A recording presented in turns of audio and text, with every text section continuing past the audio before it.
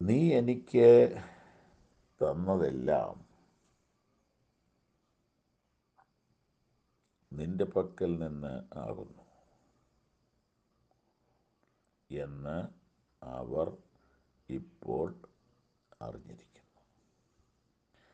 നീ എനിക്ക് തന്നതെല്ലാം നിന്റെ പക്കൽ നിന്ന് ആകുന്നു എന്ന് അവർ ഇപ്പോൾ അറിഞ്ഞുമിരിക്കുന്നു. പിതാവ് പുത്രന് നൽകിയത് ദൈവജനം അറിയുന്ന ഒരു സമയം വരും. അപ്പോൾ തന്നെ പരീശന്മാരും യഹൂദന്മാരുമായ മഹാന്മാർക്ക് ക്രിസ്തു ആരാണെന്ന് അറിഞ്ഞില്ല. ക്രിസ്തു ആരുടെ ആളാണെന്നറിഞ്ഞില്ല. ക്രിസ്തുവിൻ്റെ മഹത്വം എവിടെ നിന്നാണെന്ന് അറിഞ്ഞില്ല. ക്രിസ്തു ചെയ്യുന്ന ദൈവപ്രവൃത്തികളെക്കുറിച്ചും അവർക്കറിയില്ല. അവൻ്റെ മരണത്തിൻ്റെ വില അവർക്കറിഞ്ഞുകൂടാ, അവൻ്റെ രക്തത്തിൻ്റെ വില അവർക്കറിഞ്ഞുകൂടാ, അവൻ്റെ വീണ്ടെടുപ്പിൻ്റെ പ്രവൃത്തി അവർക്കറിഞ്ഞുകൂടാ.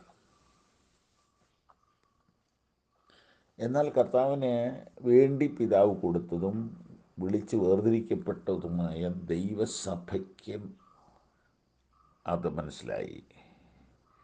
നീ എനിക്ക് തന്നതെല്ലാം നിന്റെ പക്കൽ നിന്ന് ആകുന്നു എന്ന് അവരിപ്പോൾ അറിഞ്ഞിരിക്കുന്നു. കർത്താവിന് സകല ജഡത്തിന്മേലും പിതാവ് അധികാരം കൊടുത്തു. അപ്പം ഈ അധികാരം പിതാവിൽ നിന്നാണെന്ന് സഭ അറിയുന്നു.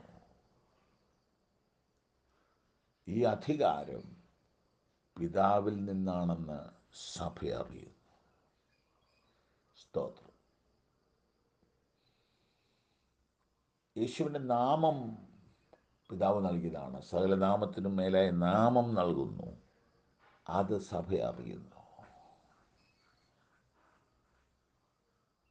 ഇങ്ങനെ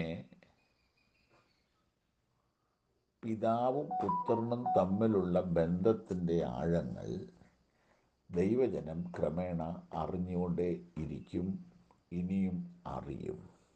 അതിലേറ്റവും പ്രധാനമായിരിക്കുന്നത് ഈ ഒരു പറ്റം ദൈവജനത്തെ, ദൈവസഭയെ നൽകിയത് വാസ്തവത്തിൽ പിതാവാണ്. കർത്താവെ, നിത്യതയുടെ വലിയ സത്യം നിമിത്തം ഞങ്ങൾ അങ്ങേക്ക് സ്തോത്രം ചെയ്യുന്നു.